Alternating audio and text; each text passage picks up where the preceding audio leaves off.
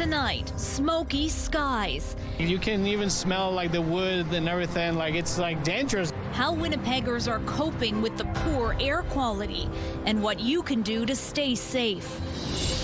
Also tonight, up in flames. I don't know what to do. Staff are scared. A rural radio station shaken after a suspected arson attack.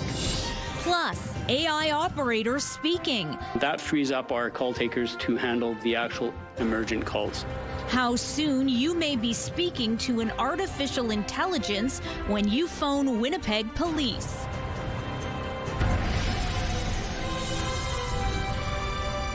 CTV News. Live from downtown Winnipeg with Marilee Caruso. Good evening. Thank you for joining us. I'm Catherine Dow. Marilee is away. An air quality warning is in place as smoke from northern wildfires blankets southern Manitoba, including the city of Winnipeg. Environment and Climate Change Canada says the air quality index is at 10+, which is considered high risk. CTV's Jeff Keel joins us now live. So Jeff, how does it look outside right now? Well, take a look, Catherine. This is a live shot of Portage Avenue at Polo Park eastbound towards the downtown, and you can see that haze of smoke over the buildings in the downtown area. This as people are being advised to limit their time outdoors and to postpone events. Alexander Ramirez isn't going outside without a mask on. It's so smoky right now, like you can even smell like the wood and everything, like it's like dangerous. And I got the notification on my phone that I should just like wear a face mask. A blanket of smoke hangs over Winnipeg from the wildfires up north. I would say in a scale from 1 to 10 and how bad it is, I would say 11. It's like pretty bad right now. Unfortunately, he's not wrong. Environment and Climate Change Canada says the air quality health index is at its peak, 10+, considered very high risk. When we're seeing these readings of 10+ in so many places from the wildfire smoke, this is about as bad as it gets. And so really, you know, we should be taking it seriously. With that reading comes a warning to limit time outdoors and to reschedule events, as the smoke is expected to linger over the weekend. I have a balcony, and I sat outside between 6 and 5 this morning, and actually I had to go back in. The Assiniboine Park Conservancy has cancelled its Zoo Nights event for Friday evening. At the end of the day, we just felt like it was the right decision, knowing that we had 3 more opportunities to invite people to enjoy Zoo Nights this summer. But for other festivities, the show must go on, like Folkfest. We're used to folks just adjusting their plans, and that's what we see them doing today. I've seen a few folks wearing masks. They know what they need to do to make themselves comfortable. The Manitoba Lung Association says everyone should take precautions like keep doors and windows closed, put the AC on recirculation mode, use an air purifier with a HEPA filter. If you have to go outdoors, wear a well-fitted N95 mask and drink lots of water. If we can take the precautions ahead of time, let's not impact our healthcare system. We can also tell you, according to the Winnipeg Youth Soccer Association's website, all league matches for this evening have been cancelled. So, Jeff, is there any break from the smoke in sight? Environment and Climate Change Canada says it expects the smoke could clear Sunday morning, but then with the wind, smoke could return by Sunday afternoon and into the evening. All right, thanks for this, Jeff. And it doesn't look like we'll be getting much relief anytime soon. Check this out. This is a smoke forecast operated by the University of British Columbia and Natural Resources Canada. It shows conditions may not begin to clear for us here in the south until at least Sunday. But it's actually the opposite situation in the north, where the air quality is going to stay pretty bad over the next 48 hours. And the city of Thompson, meanwhile, has just issued a pre-alert evacuation notice. Now, that's not the same as a mandatory evacuation order. It just means people should be prepared to evacuate within the next few days. Should an evacuation order be implemented, residents will have 12 hours to pack what they need and leave the city. According to the latest fire bulletin, the out-of-control fire threatening Thompson is 14 kilometers away from the city and is roughly 16,000 hectares in size. Meantime, the town of Lynn Lake says its north fire line was recently breached. Despite this, it says the town itself is not imminently under threat. However, it says a new wildfire to the south is only 6 kilometers and closing from the local generating station, which does supply power to the community. The mayor of Snow Lake says most residents have now left the town, though a small crew remains to help protect the area. Ron Scott tells CTV News the fire just west of the community continues to grow and is slowly advancing towards Snow Lake. On Wednesday, Snow Lake and Garden Hill declared states of local emergency and issued a mandatory evacuation notice. The mayor said it's unknown at this point what this declaration will mean in terms of resources for his community, though firefighters from all over are helping the town. We've got a number of firefighters coming in that have come in from Mexico. We've got more firefighters coming in from, I believe, Australia and the U.S. So that's primarily the assistance we're seeing so far. And according to the latest provincial information, the fire threatening Snow Lake is 3,000 hectares in size and remains out of control. A handful of radio stations in northwestern Manitoba were knocked off the air Thursday morning after a suspected firebombing. It happened before dawn in Swan River. CTV's John Hendricks joins us now with more. So, John, was anyone hurt? Well, thankfully, no, Catherine. The station manager says that he and another worker arrived at work only a few minutes later, and he's incredibly grateful that they weren't inside at the time.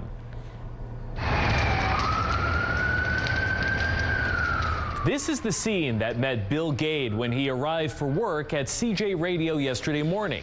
He says the building is now mostly destroyed. And on top of that, it was the master control for 5 other stations, meaning they're off the air as well.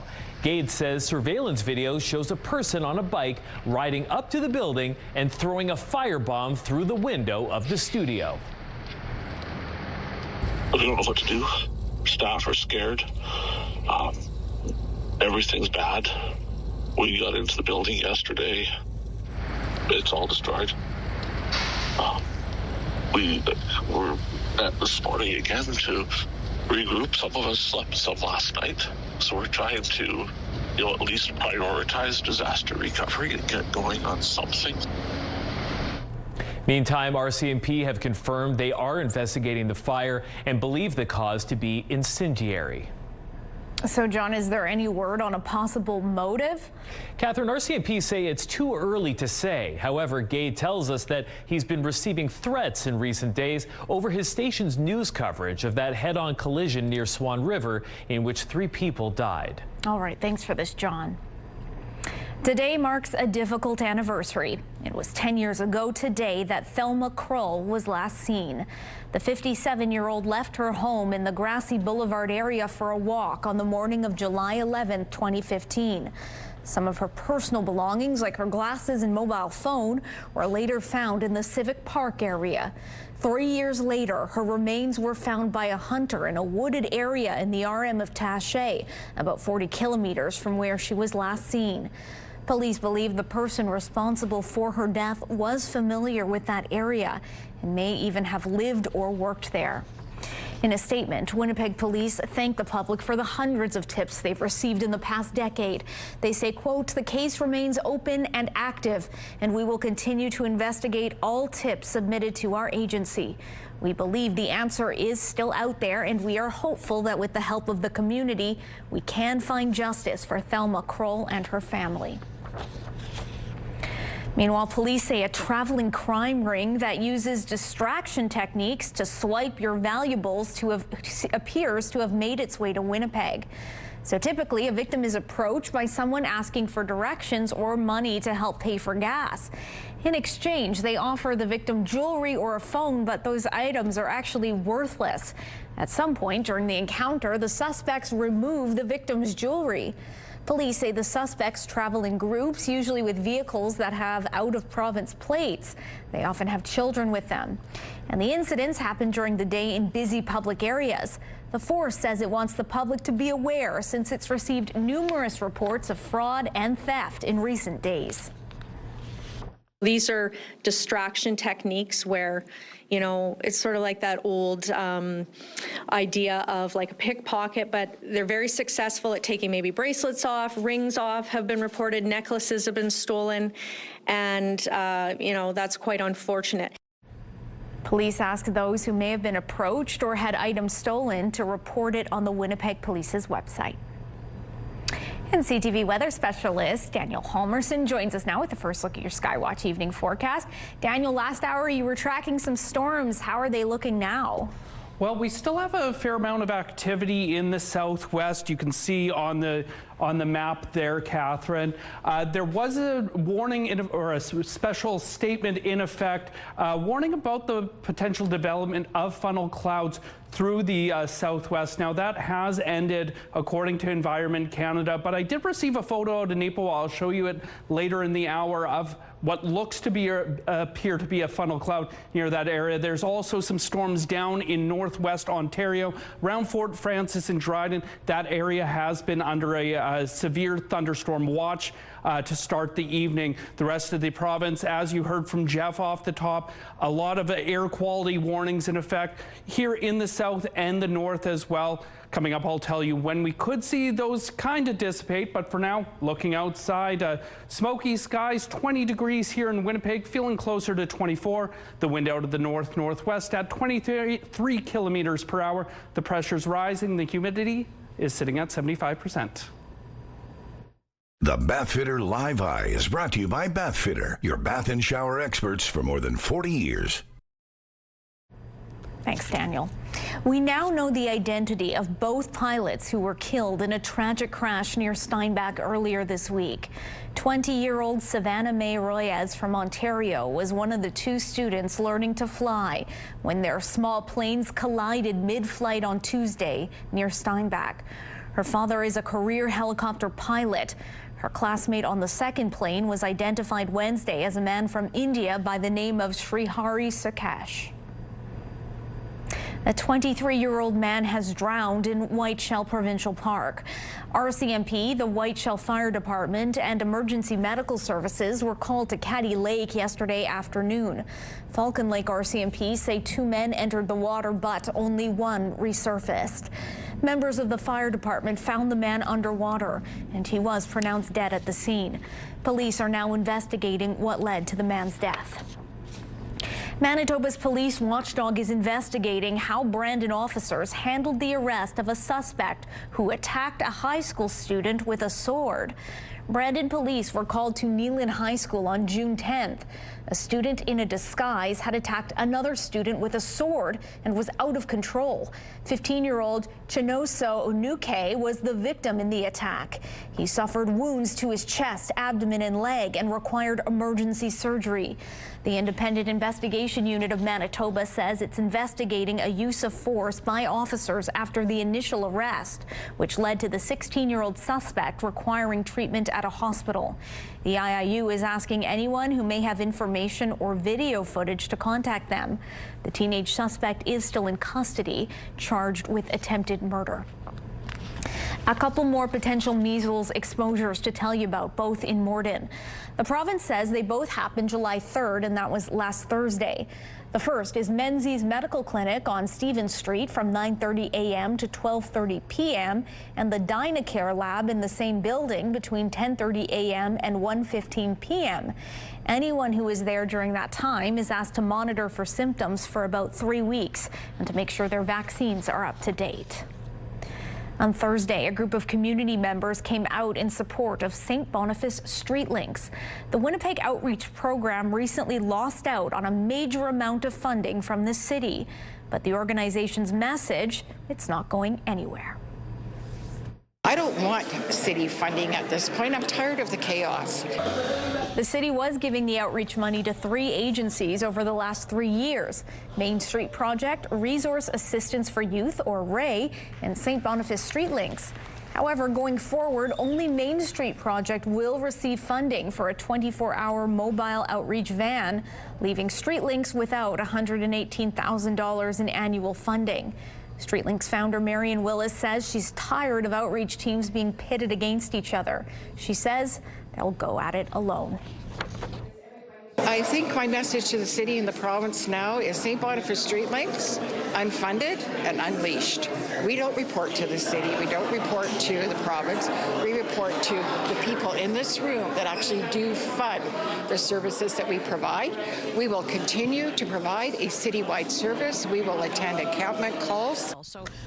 Willis says StreetLinks attended to 16,000 calls last year, many of which originated from the community. She says that work will continue regardless of the funding cut from the city. The next time you call the Winnipeg Police Service, you may not be talking to a human. Winnipeg Police say they are testing an artificial intelligence-powered voice agent for their non-emergency line. It's hoped that using artificial intelligence will streamline the Winnipeg Police call center. The pilot project has been underway for several months. Police are now expanding its testing. The service wants to replace its existing automated phone system, which is based on pre-recorded prompts. The non-emergency line gets about 900 calls a day, not to mention the hundreds of calls to 911 that also come in. All those calls are answered by the same call takers if it comes through to the comm center. So we really want to try to divert as many of the non-emergency calls as we can while still providing a quality customer service. And that frees up our call takers to handle the actual emergent calls. If the current testing is successful, the new voice agent will be available around the clock, offering assistance on a range of topics. Still ahead, the tariff threats continue. So we have had already a very strong response. How Canada plans to respond as Donald Trump threatens new tariffs across the board. Stay with us.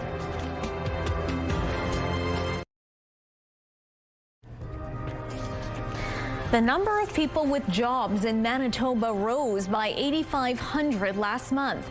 According to Statistics Canada, that helped push the province's unemployment rate down to 5.5%. That's below the 6.9% national average, but little changed from where it was a year ago. Taking a look at the markets now, crude oil added $1.88. The Canadian dollar is unchanged at 73 cents U.S. Gold jumped $38. The TSX lost 59 points. The Dow Jones dropped 279 points. And the Nasdaq is down 45 points. The U.S. president is threatening to hit Canada with 35% tariffs beginning next month. The two countries have been working on a trade deal for months, but less than 2 weeks before the deadline announced by the Prime Minister, the president is not only doubling down, he's upping his threat. As CTV's Colton Prale reports, it has some wondering if a deal is even possible. After weeks of pushing for a trade deal, Canada is staring down an even bigger threat.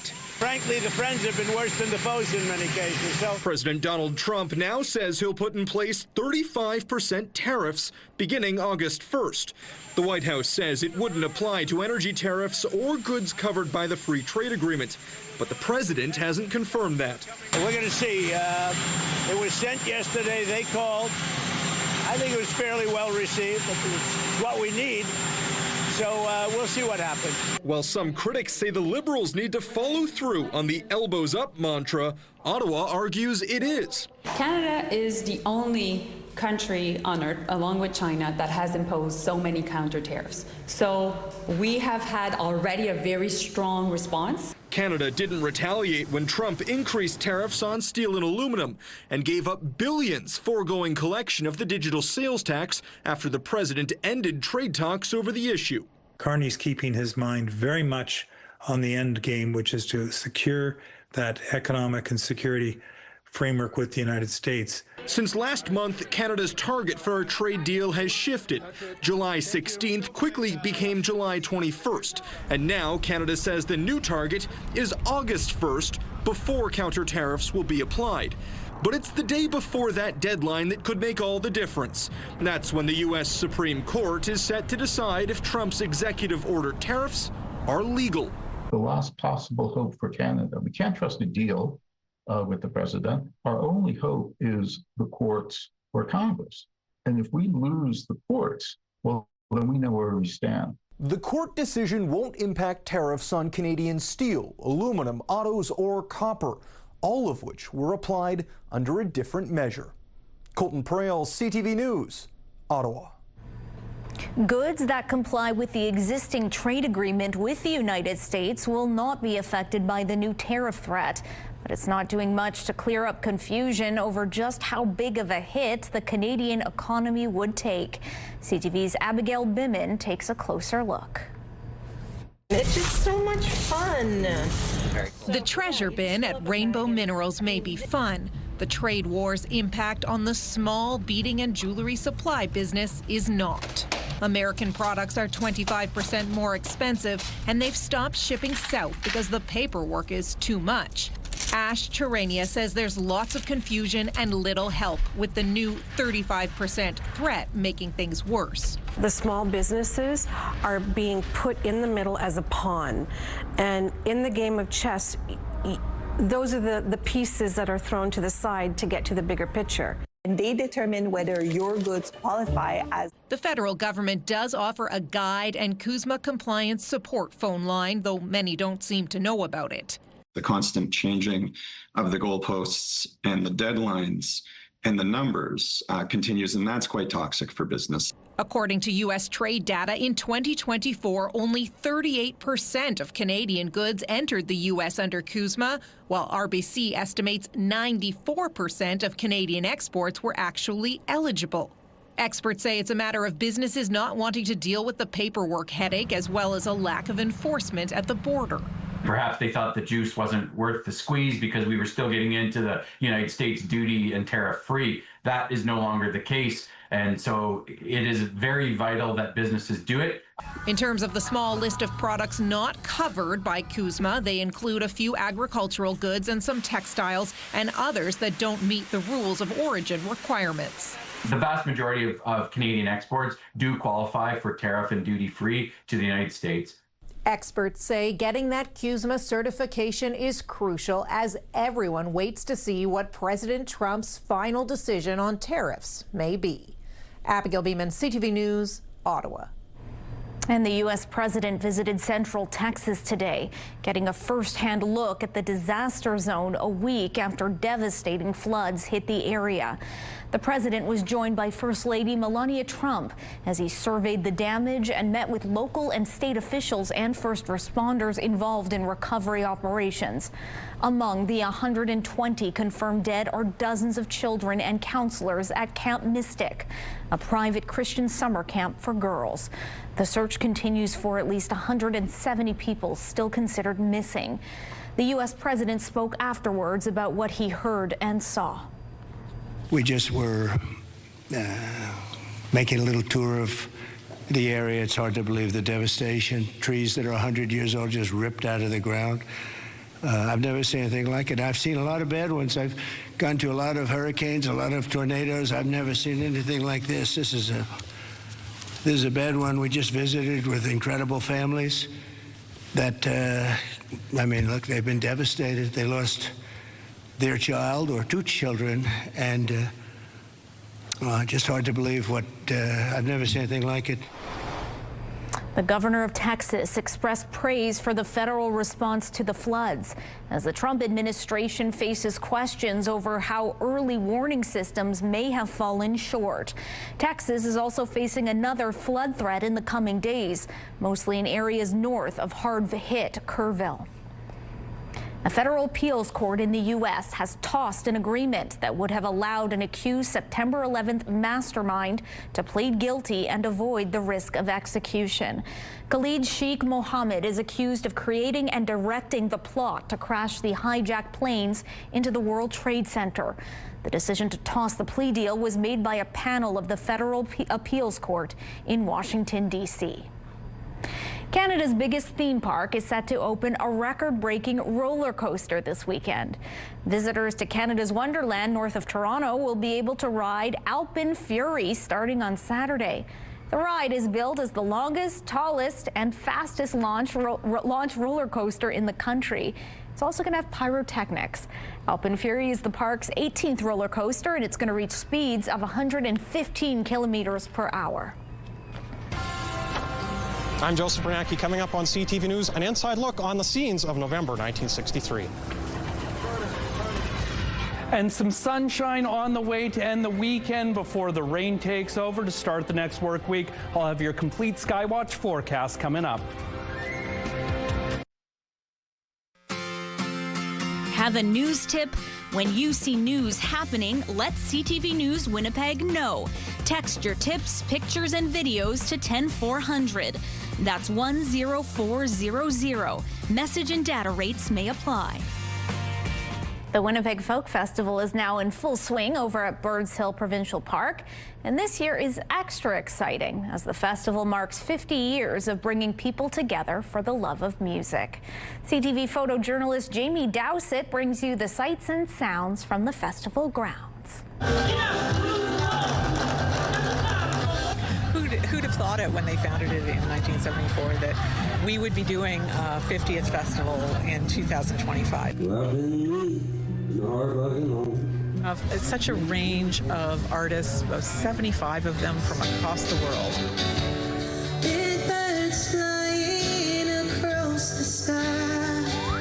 This is really our chance to give them a showcase, introduce them in some cases to Manitoba audiences, or also to bring back favorites that people are happy to see again. And we have things for kids to do that are about watching and participating in music, but also crafts and just other activities because, you know, kids don't always want to sit. We also have Handmade Village, where we have local artisans selling their work. We have food vendors selling their food. We have a tavern so that people can be nice and relaxed and enjoy their time at the festival. And there's a really strong culture at the festival that has maintained all through those decades. And I think it's, you know, I often hear about people feeling like they're coming home when they come to the festival. They know this world. They know how it feels. They feel well taken care of, and they want to take care of each other. And I think that is just a whole magic chemistry that's hard to reproduce, and it's been one that's been built over all this time.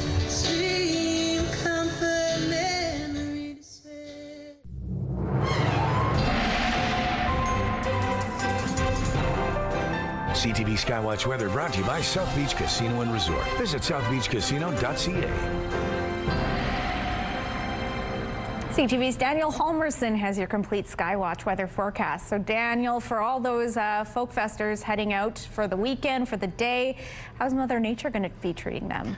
Well, it depends which day you're going. There is still a chance of some storms here tonight. Now, earlier I mentioned there was a special weather statement for areas in the southwest around Brandon. Now, this was sent in from Paul around Neepawa from 2:45 this afternoon of what appears to be a funnel cloud in that area. Now, that statement has since ended, but there's plenty of activity to look at on the Skywatch satellite there over southwestern Manitoba over the last few hours. Now, nothing severe. That's the good news. We've probably seen some lightning strikes, but nothing in terms of severe weather. There is more activity down in southwestern or northwestern Ontario, rather. There was a severe thunderstorm watch in effect for areas like Dryden and Fort Frances. The rest of the province under air quality statements and warnings, of course, due to wildfire smoke. We heard a lot about that off the top of the show. Now, we should see that smoke hang in the air over the coming day or so here in the south and as well as in the north. Tonight here in southern Manitoba, risk of some thunderstorms rolling through as we move through the night. As we head into Saturday, things shifting. We'll see maybe a bit of activity in the morning, but clearing here in the south. Now, when I say clear, I mean from thunderstorms and the chance of showers, but that smoke is expected to stick around. As we move through Saturday, you can see some storms developing in the north and northwest. That's expected through the night into Sunday. Here in the south, though, staying relatively clear to end the weekend. So great news for people heading to that last day at Folk Fest. Tonight here in Winnipeg, low of 14, the smoke kicking around, risk of thunderstorms, wind coming out of the north at 10. So we move into tomorrow, the wind shifting out of the west tomorrow morning, 17 smoky, much of the same in the afternoon, high of 25, wind west 10 kilometers per hour. And despite all that heat, or despite all that smoke, the UV index remains very high, so make sure you're prepared for that. Tonight here in the north, smoky skies, 14 in Gillam, 13 in Thompson. Hazy, smoky skies in those areas tomorrow as well. In the northwest, relatively decent night, but lots of smoke, chance of some thunderstorms in Flin Flon tomorrow. To our west, out in Brandon and Neepawa, 10 tonight. Smoky, relatively clear north of that. Here in Winnipeg, 14, as I mentioned tonight, much the same around the region. Smoky skies tomorrow, highs at 24 and 25. And some thunderstorms in Ontario tonight, and much of the same tomorrow. Our first weather pick of the night comes from Andrew out in Bel Air. If you look, you can see that smoky sun in the sky. And our second, an absolute stunner from Genevieve out in St. Pierre-Joli. You can send your photos to winnipegweather@ctv.ca. Thanks, Daniel. It's been a busy summer for film productions here in Manitoba. Adding to that excitement is November 1963, the story of President John F. Kennedy's assassination through the eyes of the mob. The crime thriller covers the 48 hours in the lead-up and fallout of an event that changed the course of history. CTV's Joseph Bernacki got a behind-the-scenes look on the set. All right, here we go, everybody!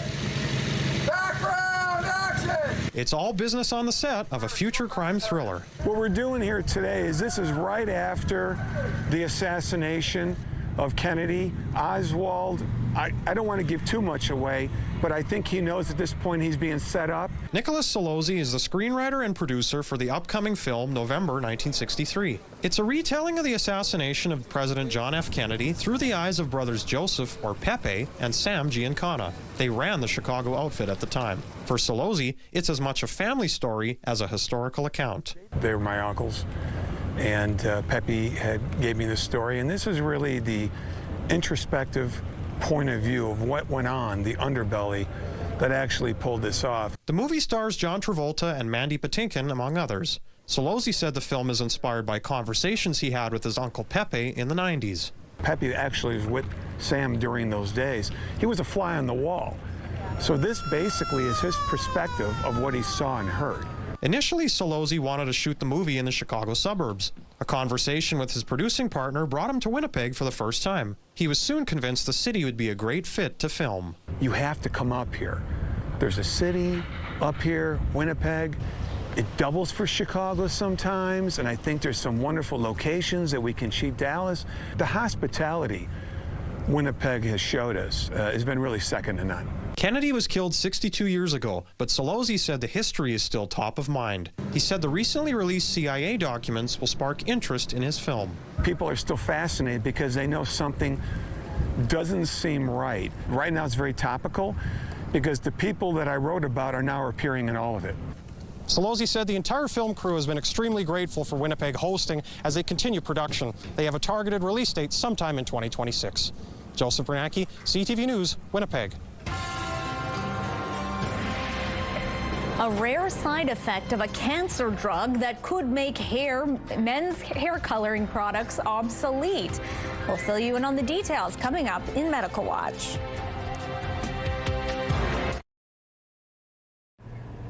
Artificial intelligence has been hailed as the next frontier in everything from business, science, and more. So it's only fitting that it looks to upend many aspects of our personal lives as well. We've heard reports of folks turning to AI for mental health or even spiritual support. And just this week, Google announced new AI initiatives aimed at accessing AI's potential for better and more immediate mental health treatment. Join me now to unpack the potential implications of this very complicated subject. I'm joined by Catherine Stinson, who is the National Scholar in Philosophical Implications of Artificial Intelligence at Queen's University. Catherine, thanks so much for joining us. You're welcome. Thanks for having me. So, Catherine, for those of us who don't use AI often, this may seem surprising that folks are turning to AI chatbots for this kind of support, spiritual mental health. But from what you've observed, what you've heard, how prevalent is this? It's extremely common. So millions of people are using it for mental health support, for companionship, for getting advice on all kinds of questions. And some of the tools are built for that purpose, but most of the ones that people are using are not at all built for that purpose and are in some cases potentially dangerous. Well, that's what I'm wondering. Was AI designed with this use in mind at all? Is it up to this task? So some of the oldest AI products were actually chatbots designed to sort of replace therapists, but those are designed very differently than the sort of current generative AI chatbots. So things like ChatGPT or Bard, they work very differently. And there's been research trying to develop a good solution for this for 60 years or something. And the sort of state-of-the-art ones, the ones that are designed by medical professionals, don't use that kind of technology. They use the sort of older technology where they use sort of scripts and templates. So they sort of pick out a word of what you said. So if you said, like, I'm afraid of clowns, then it might follow up with, why are you afraid of clowns? Or tell me more about clowns. And if you say something about having a fight with your mother, then it might say something like, tell me more about your mother. So it just sort of like keeps the conversation flowing using these scripts. And those are the ones that are like fairly harmless and can work fairly effectively. ChatGPT and that sort of thing work very differently. What they do is kind of like guess the most likely next word in the conversation given what's been said so far. And they guess that based on all of the sort of other text that they've seen in their sort of AI lifetimes. So that basically consists of all of the words on the internet. So if you're getting advice from something like ChatGPT, you're basically getting advice from the internet. You're getting advice from chat rooms, from comment threads, from video game chats, from all kinds of sources like that, from Reddit. Wow, that's a wide swath. So what sorts of questions or concerns, I imagine there's a litany, but does using AI in this way present to the person who's using it?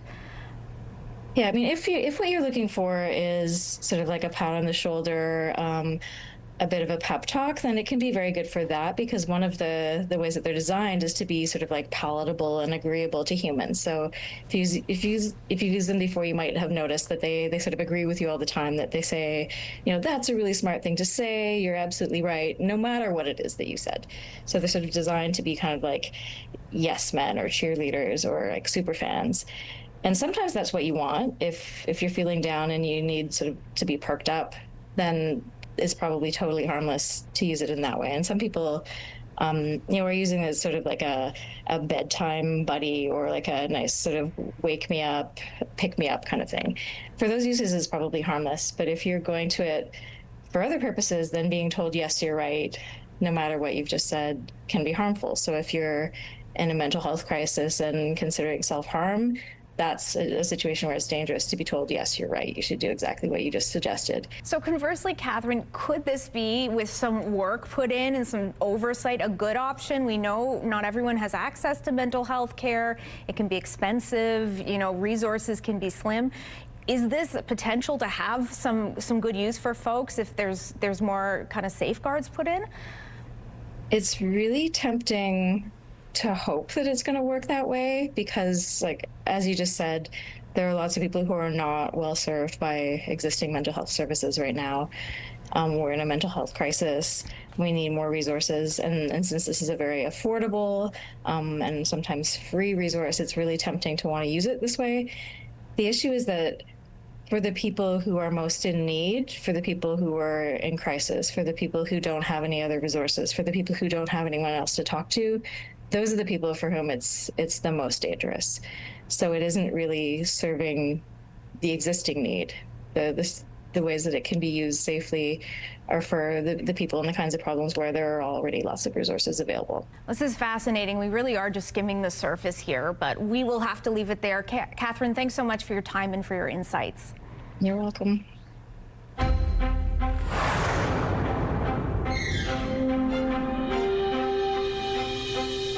Health officials say more people have been sickened by a salmonella outbreak linked to deli meats sold at grocery stores and in prepared sandwiches. The Public Health Agency of Canada says 84 people have gotten sick since April, and there have now been 9 hospitalizations. That is about a dozen more illnesses and 2 more hospitalizations since the agency's last report in June. Salmonella infections are linked to Rhea brand Genoa salami sweet, Rhea brand Genoa salami hot, and Bona brand mild Genova salami. Most of the illnesses are in Alberta, but there was also one in Manitoba. A cancer drug used to treat advanced kidney cancer appears to have reversed gray hair in an older man. It is a rare side effect that researchers say could offer some clues about how hair color might be restored. The study was published in BMJ Case Reports.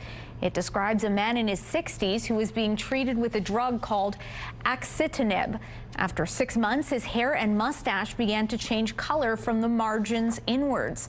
The researchers say the drug may help protect the cells that produce melanin, the pigment responsible for hair color. And they point out about a third of people on targeted cancer therapies notice a pigmentation shift, although it is usually temporary. Medical Watch is brought to you by Manuka and Coster Denture Clinic. We're going to have food vendors. We're going to have all kinds of activities there for kids. Buckle up. There are all kinds of summer activities and events going on in Manitoba this weekend. We've got your full event schedule up next in Spotlight.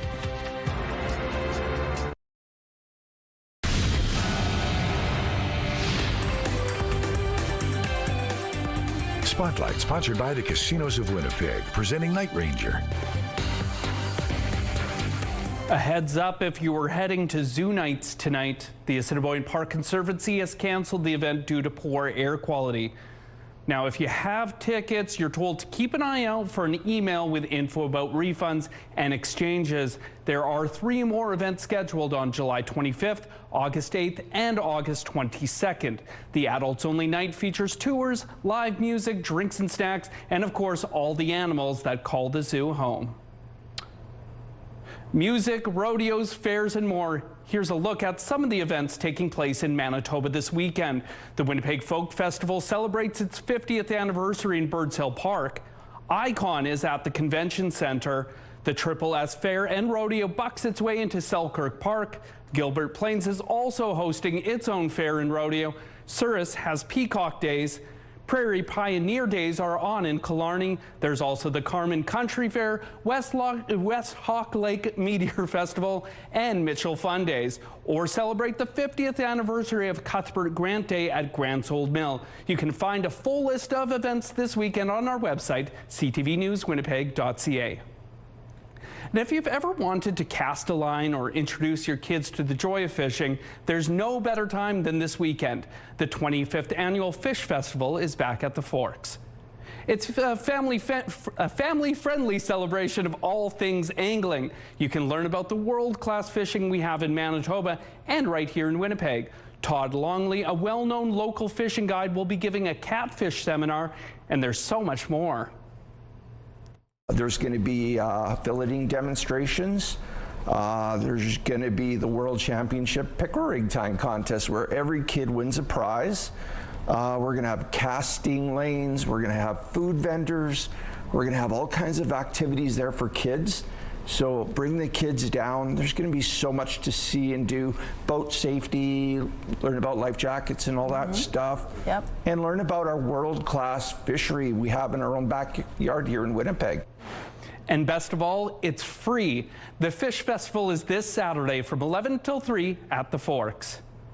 And it just got easier to explore and learn about our province's rich history.